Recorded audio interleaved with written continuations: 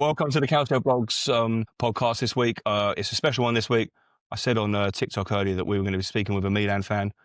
They've had a bit of a blistering start to the season after a first blip, but I'm joined here by Stefano, who is it Stefano? How do you prefer? Stefano's the better pronunciation, but like Stef, honestly, for everyone, it's easier. Right. So welcome, Stef. Stef is a London-based Milan supporter. He's a member of the Milan Club London. I'm a member of the Inter Club London. So we're crossing the divide a little bit here. And maybe we're hoping we don't necessarily get caught out being nice to each other today. But welcome, Steph. It's a pleasure to have you on. Yeah, we've got a fair amount to get through. But just before we really crack on, just give us a bit of your background. I know we've already spoke anyway, but give us a bit of your background of, where we can find you, how you came to find Milan, and your history with the club. Yeah, I won't bore you lots to pieces on sort of like the history. I mean, I've been supporting the club for over 20 years now. Big part of my life, huge. I mean, when you're in the 90s, obviously watching Italian football, you could not be like to appeal to go and support a club like Milan or even Inter or Juventus. So that's how I kind of fell in love with it. Now with myself, I don't really do a lot of content as an individual, but I help out with Sempre Milan as a channel. So they obviously do a lot of content from a Milan, English-speaking Milan fan base perspective. And yeah, I'm London-based. I love this club. Yeah, speak to Stef, and it's always good to kind of like re-engage with other fans because it's like, especially as a Londoner, you'll understand it as well that there's not a lot of Serie A fans, perhaps, obviously compared to Italy. So it's good to kind of even just like clash ideas against each other. So I'm sure we'll do today. Yeah, there should be more Serie A fans in the UK, and it's sort of the whole purpose of my blog and podcast is to take it to that wider audience and show everyone what's going on, because it's I don't think it's always clear when you get sort of the one line from Sky Sports News on a Monday morning that, Inter won and then Milan drew and Juve Merda lost, and you don't pick up what's happening. So that's really the point of it. So talk to us a bit about Milan this season then, because you had a terrible initial start. I was in Italy actually that weekend. I was over for the Inter Torino match, which was a great start. Both clubs have gone in a bit of a different direction since then. Inter won the first game 5-0, looked fantastic, and have been rocky as anything ever since. You guys lost to newly promoted Cremonese. Looked pretty dreadful in the game. But now look like one of the strongest teams in the league. Sort of why? What's happened? Yeah, it's. I think we approached that Cremonese game probably not fully prepared, and obviously the squad wasn't fully built out as well. We had injuries going into the season. Leao's kind of still only just come back from injury, which is a pivotal piece of the side. Pulisic in and out of pre-season with injuries too. I think from a shape perspective, I think this is where the difference has come in with Allegri coming in. Max Allegri's sides are typically pragmatic, strong defensively, and none of that was there against Cremonese. So perhaps there was a bit of a time it took for it to sort of, digest and be within the player's psyche of how the setup would be. And the rest of it's kind of like fallen into shape. I think if you watch us now since that Cremonese game, and of course, I mean, if you look at that Cremonese game, there were two brilliant goals. I mean, the winner by, I forgot his name now. Wasn't he an ex-Inter player? I can't remember who scored the winner against us. Yes, he was, yeah. His name escapes me. I know Bashar also got the first goal because he's in my fantasy calcio team, but yeah, the name of the other guy escapes me actually. Right now, yeah.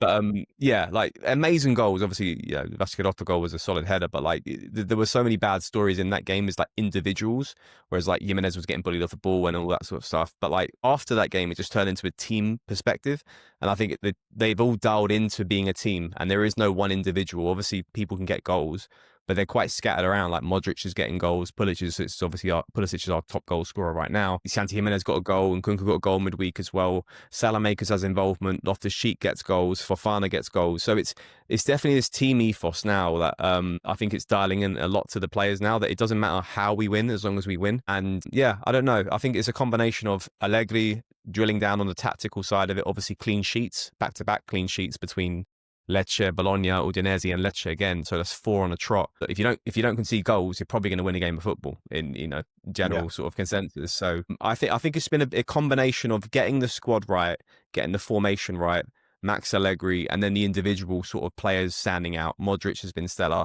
Pulisic has been completely once again revolutionary for the attack. Yeah, let's talk about Pulisic while we're here, because he took a summer off from the US commitments. He took quite a bit of stick for that back home, but I guess you don't give a shit about that. I mean, it's a tough one because like, if I'm an American, I'd care. Yeah, I'd give a fucking hell of a shit for that. But like, it's selfishly knowing we are playing one game a week. It's like I want the best 11 to be there all season because like Napoli last year, it sets ourselves the best way to potentially win the league. And I mean, he's on 5 goals in 6 games so far this season. He's in incredible form, and there's no reason why he can't hit 20 goals this season because the way he's playing and the way that we're utilizing him as a forward who doesn't have to defend as much anymore now. He has to just kind of probe, press, attack, and obviously pop up with lots of goals. Yeah, Really so good. he's 3 goals in 4 games, 2 assists in that time. Yeah, really good, really good. Yeah, Yeah, like, I think the fantastic start. question is where does Leao kind of when he comes back, which is obviously quite imminent, where does he fit into this? And I think the solution is you play Pulisic and Leao as the 2 forwards, and then obviously Nkunku and Jimenez are good players to have off the bench, and that's where the rotation comes into it. As an Inter fan that it's key to have that depth in attack. Yeah, I think you alluded a couple of points there. That was one of them is depth in your attack, which Inter didn't really have in spades last year.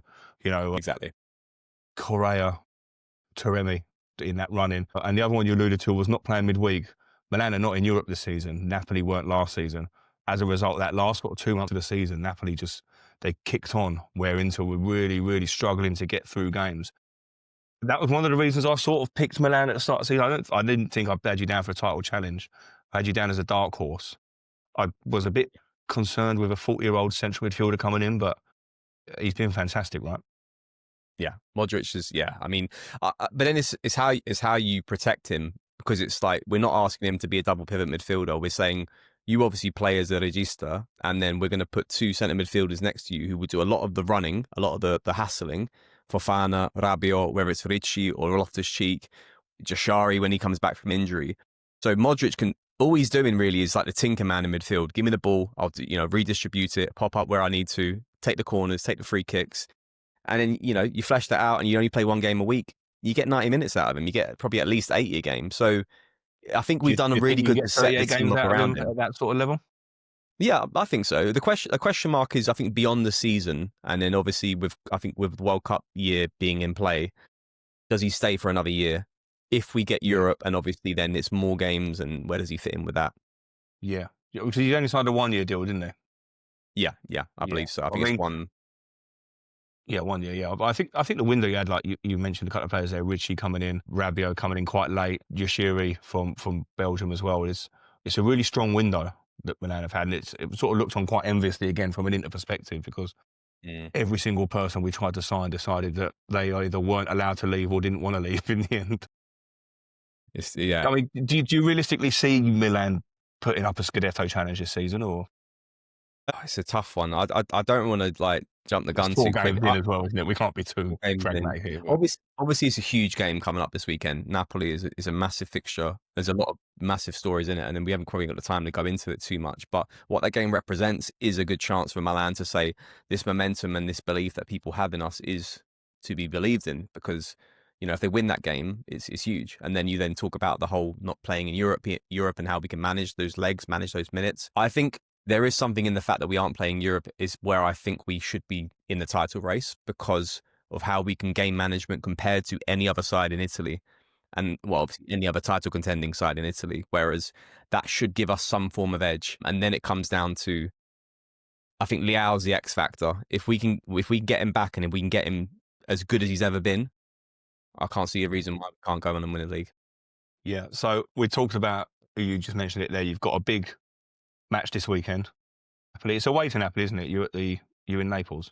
No, sorry, San you're Siro. in San Siro, aren't you? Yes. Apologies. Yeah.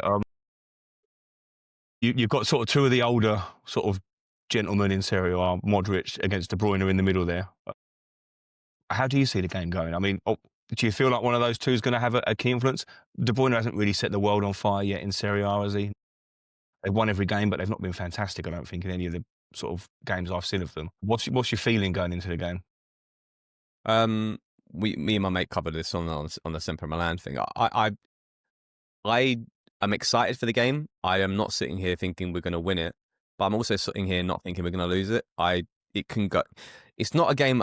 I can see it being very cliche. I think it's going to be like a 1-0 game, very tight. Allegri versus Conte. Like, there's so many stories in it, and as you mentioned, Modric versus De Bruyne.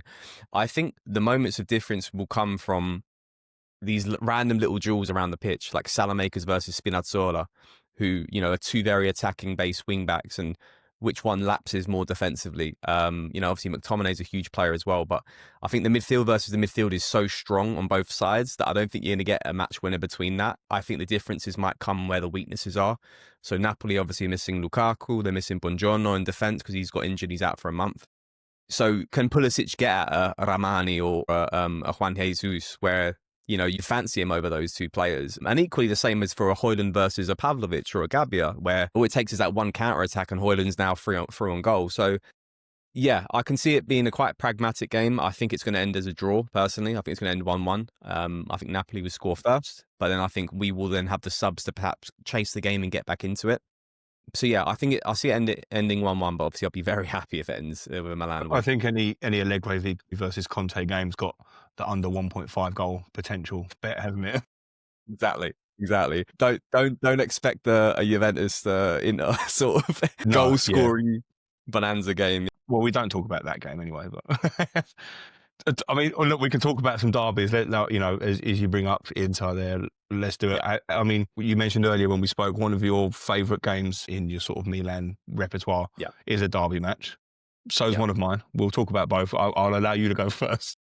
Yeah. Look, I mean, last year was the exception, wasn't it? Because obviously, Inter was absolutely destroying us for games upon games before that in the Pioli era. I got to say to any Inter fans listening, that's my fault because that was my first derby, the one where Gabbia scored in the 90th minute. The end. Yeah, so apologies for that because I think we'd won 6 in a row until we're going for the record was 7. No one had won 7 in a row. And I rocked up at the San Siro and sorry. Yeah, because it's interesting. That's a weird period of time where it was. I mean, last season obviously it was flip sided. Milan obviously won more than they lose any, and then the season before that, and maybe a year and a half, 2 years, Inter were just dominating it. Whereas typically before that, it's always been Milan win, Inter win, or a draw, and then it's always been quite. There's not been much disparity from that. Look, my best game, because I saw it in person, was, I mean, it wasn't an entertaining game, as I told you. It was that 1-0 win in 2006 when Kaladze scored the winner. Not an amazing, match of all the players on the pitch that day. Yeah. I mean, it is honestly, people joke about the Pro Evo meme thing, but it was you saw the Milan 11, which, it's probably be on my gravestone when I die. It's I've never seen an 11 that good. And then even the Inter side, Zanetti, Cambiasso, Adriano, Julio Cesar was in goal. Even Cordoba, there was so many good. Materazzi would have been there. Stankovic, Figo was there at the time as well. There was just names galore. Yeah. And I just remember watching the pitch, and it was just such a tightly contested game. There wasn't much in it because of the quality on the pitch. Yes, and it was one of them ones where you took it for granted until it was gone, and then obviously that was you compare the lineups of recent years, and it's there's a couple of standout players in each team, isn't there? But not just the wall to wall stars have gone. But I think that's true of all Serie A now, isn't it? It's no longer king like it was in the sort of the 90s and early noughties, is it? Which is a shame, but yeah. So look, talk to me about the derbies then, because obviously my favourite one. It's hard to choose really because there's the Champions League semi-finals from a few years ago, and then I'd probably actually is a hands down winner into winning the league away at the San Siro to Milan. I think most of the stadium that day was Inter fans anyway. I think most Milan fans sold their tickets to their co-workers or whatever, haven't they? We were talking. It's funny. We were talking last week we did a pod about the Derby della Capitale, and there was sort of downright denial that there would be mixed families or mixed friend groups and stuff, and they wouldn't be sitting together. The derby I was at last year, I was surrounded by Milan fans, and it was an inter-home match. It doesn't quite have the same. I don't say it doesn't have any animosity, but it's not quite as tense as some of the other derbies around Italy. Yeah, I think I've always had this kind of not a grief to it, but it's always been why? I mean, it's always been emotional, and it's always been amazing, tifos and stuff like that. From an eye perspective, it's great, but from not like a hatred, but from an, I don't know, something not underlying with, which is fine because it's respectful, and I love that. But I think over the last couple of years, there's been a little bit more venom in the game. You talk about Teo Hernandez versus Denzel Dumfries and those duels that they've had. Yeah, the red card that he got. As a fan, when I watched that, I was that's the exact right thing to do. But as you probably hate him as an Inter fan, and it's probably the exact same with me, who hates to see Barella, and I call him a diver. Same with you and Teo. Yeah, but listen. So I'm happy that's now back there. But to your point, it's never been, nowhere near like the Derby d'Italia with Juventus and Inter or like Roma versus Lazio, where there's always a red card every other game. Yeah. So, but no, there's been some crackers. I mean, if I'm picking like, I'm so random with my memories, and I'll never forget the banter era. I just got memories of like, I don't know, Suso scoring 2 goals in a derby that ends 2-2, or that one when Zapata scored a late equalizer and it hit off a crossbar in like 2016 or 2015. I can't remember when it was now, but like, Yeah. I always remember like the more weirder derbies than like the classic ones. But yeah. Yeah, so we'll talk about last season because you definitely had the bragging rights with the initial 2-1 win at the San Siro. Then we went to the Super Coppa and Inter had won the game. It was 2-0. There was only about, 15 minutes left, was it? I think when you sparked into a comeback. I think it was progressive in that second half, wasn't it? I think Milan scored I like left work and it was 2-0 and I got back, it was 2-2.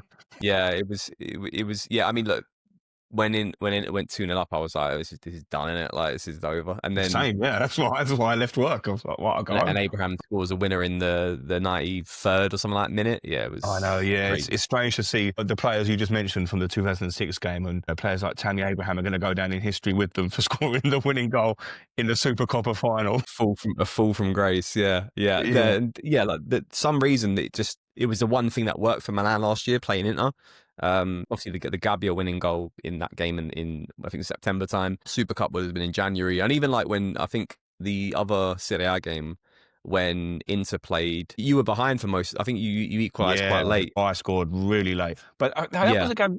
We went through a period about that time where we were battering teams and could not put the ball in the back of the net.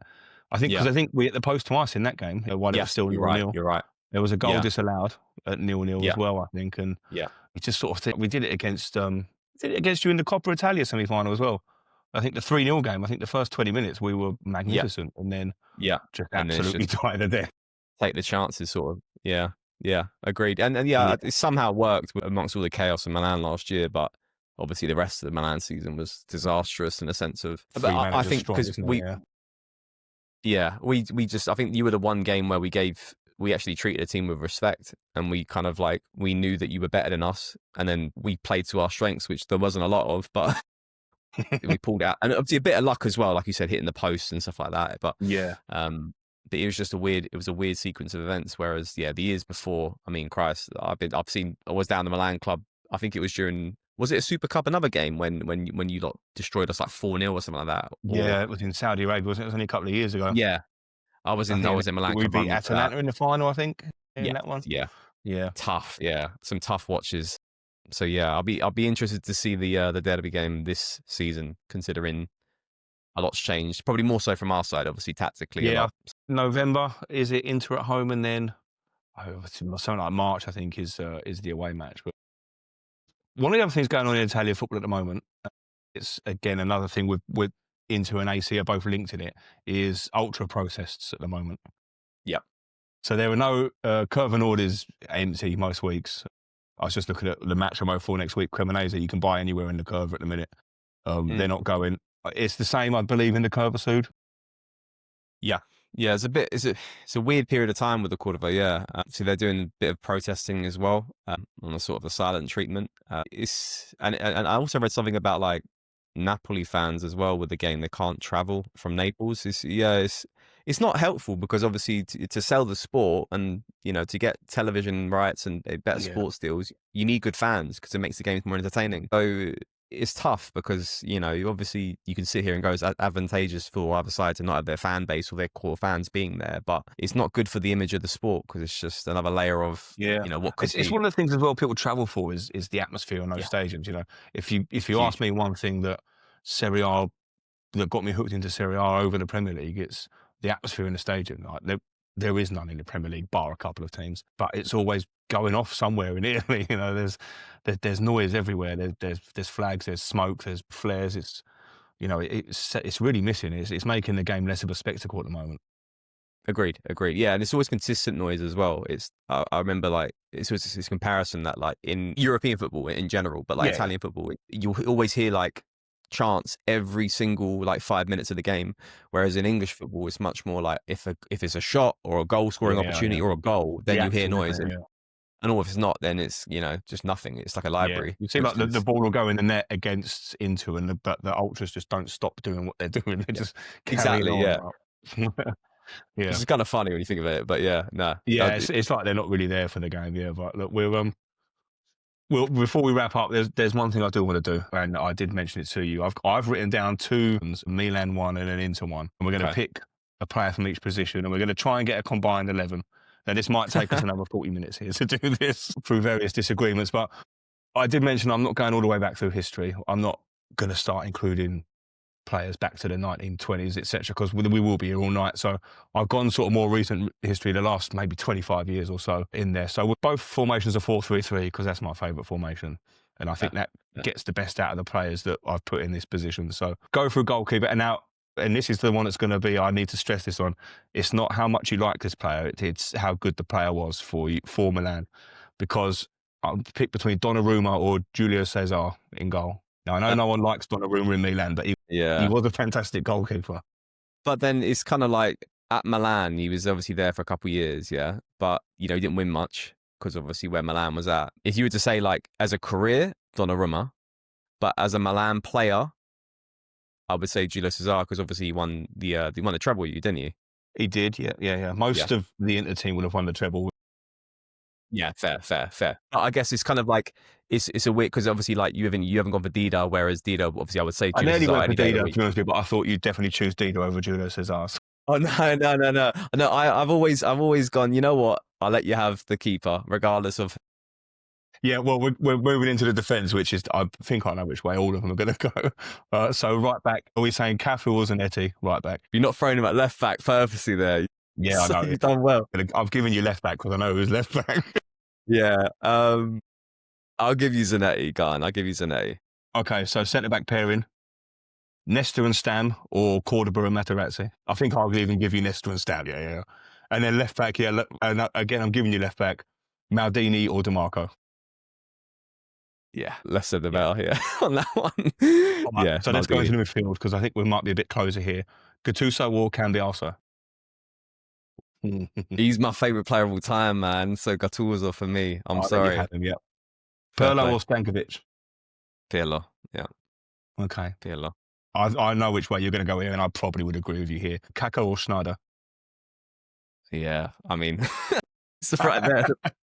All right, you're the guest. I'll let you have him. Right. So, to the two players playing behind the striker, just behind the striker, on one flank, Zlatan or Adriano?